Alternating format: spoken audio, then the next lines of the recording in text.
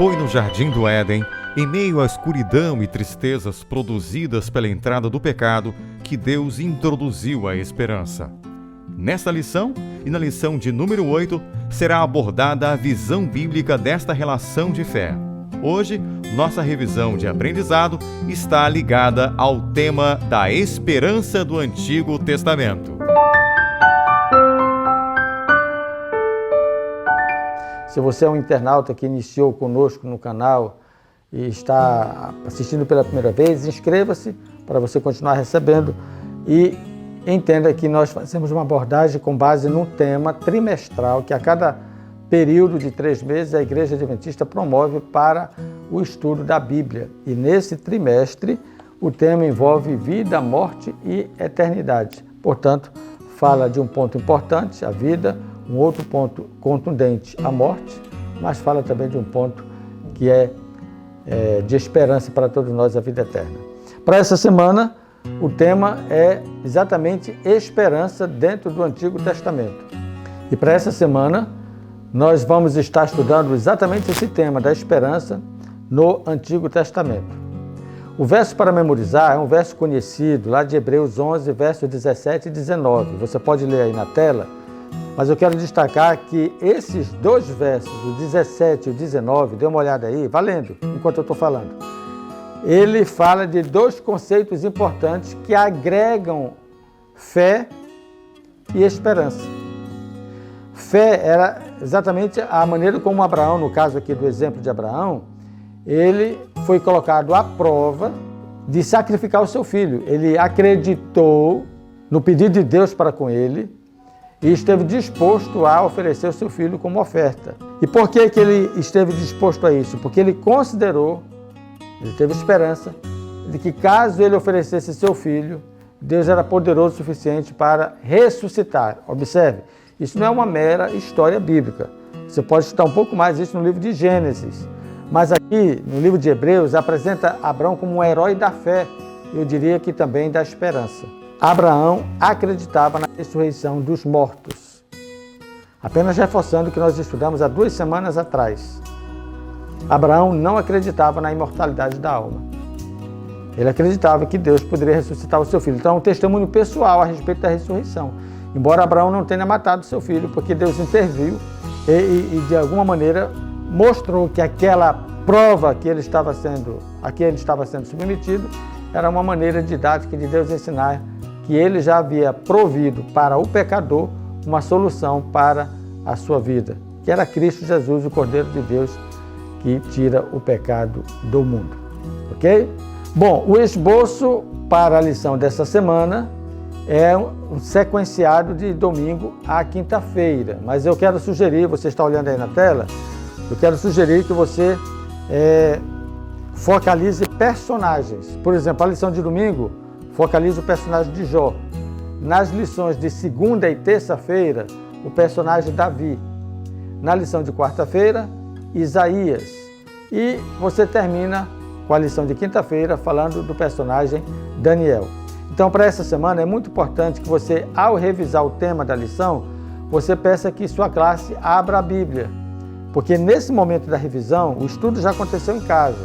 A pessoa já estudou, já respondeu sua lição, está tudo certo. Agora é o momento de nós fomentarmos o conhecimento e extrairmos o melhor possível daquilo que nós aprendemos na lição. Então eu sugiro que você convide a sua classe a ter a Bíblia na mão para que você possa revisar com base na leitura dos textos. Por exemplo, domingo, o contexto dessa declaração de fé, verei a Deus, e o contexto dessa declaração de esperança. Então você tem uma declaração de fé, uma declaração de esperança da parte de Jó. Em Davi, você vê o contraste entre o tolo e o sábio, e a visão de fé e esperança do salmista. Então leia esses 2 versos, Salmo 49, versos 6 e 15. E também analise com sua classe essa pergunta número 3, sobre o Salmo 71. É uma pergunta muito importante e interessante para que você possa revisar. Não tente ler o Salmo 71 no sábado, isso já foi estudado durante a semana. A ideia é como melhor entender o Salmo 71 nessa perspectiva do sentimento de estar morto, mesmo estando vivo. Veja lá o Salmo 71. Davi se sentia morto. Muitos estão vivos, mas num estado de sentimento e de percepção de como se estivesse morto. Assim, a vida perdeu o sentido. Desse tema que Davi aborda no Salmo 71. Então, nesse caso, está falando de pessoas que parecem estar vivas, mas na verdade estão passando por período de grande dificuldade existencial, ok? Os mortos viverão, é o tema de quarta-feira e é o testemunho de Isaías. É interessante porque esse é um alto testemunho de Isaías. Veja, capítulo 26, versos 14 e 19. E quando você for falar, por exemplo, da ressurreição dos justos e dos injustos, baseado no texto de Isaías que você vai ler, faça uma citação a respeito do milênio, que aponta a diferença de tempo entre aqueles que farão parte da primeira ressurreição e os que farão parte da segunda ressurreição. E, finalmente, termine sobre a experiência e o relato de Daniel no capítulo 12, verso 2, que fala da ressurreição dos justos e dos injustos. E a profecia histórica no livro de Daniel confirma, portanto, a veracidade sobre o tema da ressurreição. Ok? Jó, Davi, Isaías e Daniel extraem o melhor desses personagens e do que eles falaram a respeito da morte e da ressurreição. Essa é, vamos dizer assim, a proposta temática da morte dentro do Antigo Testamento, sem deixar de falar de esperança, porque fala de ressurreição. A conclusão para a lição dessa semana fala da hora triunfante, que será quando o doador da vida, ao ressoar da trombeta de Deus, chamar os mortos em Cristo. Então, esta será a nossa vitória eterna.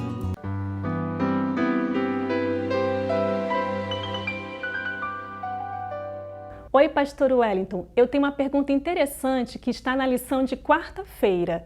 Qual é a diferença que há entre os que morrerão para sempre e os que viverão para sempre? Ô Sandrinha, muito obrigado aí pela tua participação, pela pergunta que você fez. É uma pergunta só, mas ela demanda de uma resposta bem atenciosa. Obrigado por reservar para nós essa pergunta. Que contraste há entre os que perecerão para sempre e os que viverão para sempre? Essa pergunta é muito parecida com uma que foi feita há 2 semanas atrás, se não me falha a memória, pelo irmão Heraldo. Mas observe só, o contraste que há entre os que vão morrer para sempre e os que viverão para sempre. Naquela ocasião, eu sugeri a leitura de Coríntios. Para essa pergunta, eu quero sugerir a você que abra sua Bíblia em 1 Tessalonicenses, capítulo 4, versos 13 a 18. Ali há contraste entre vivos e mortos, ok? Entre os vivos há justos e ímpios. E entre os mortos, também a mesma situação. Ok? Então, o primeiro contraste é esse. Quando Jesus voltar, ele vai encontrar entre os vivos pessoas boas e pessoas más. E entre os que morreram, a mesma situação. Muita gente boa já morreu e muita gente má, no contexto do comportamento diante da verdade bíblica e do aspecto moral da existência, também morreram. Agora, justiça e impiedade é o contraste básico. Qual é o contraste que há entre esses dois grupos? Um pratica a justiça, os justos, e o outro, o ímpio, pratica a impiedade. Esse é o contraste. Os salvos viverão para sempre, para eternizar a justiça aceita na pessoa de Cristo. Já os ímpios perecerão para sempre, porque escolheram viver sem Cristo, ou seja, viveram a mais pura impiedade, porque uma vida sem Cristo é uma vida de impiedade. Quem passou pouco ou nenhum tempo com Cristo, no pouco tempo que viveu aqui na terra, não vai suportar viver a vida eterna na sua presença. Entenderam? Esse é o contraste. Meu convite, meu apelo para você é que viva com Cristo a cada dia. E você terá prazer e deleite na sua presença por toda a eternidade. Para isso, nós vamos começar a entender esse tema a partir da próxima lição, na lição número 5, quando nós vamos iniciar a segunda série de 4 lições. Lembram? A primeira série de 4 lições falou de pecado e morte. A segunda série de 4 lições, que vai da lição 5 à lição 8, vai falar de ressurreição e vida eterna. Eu aguardo você para que estudemos juntos esse tema na próxima semana. Um grande abraço, que Deus te abençoe e até lá.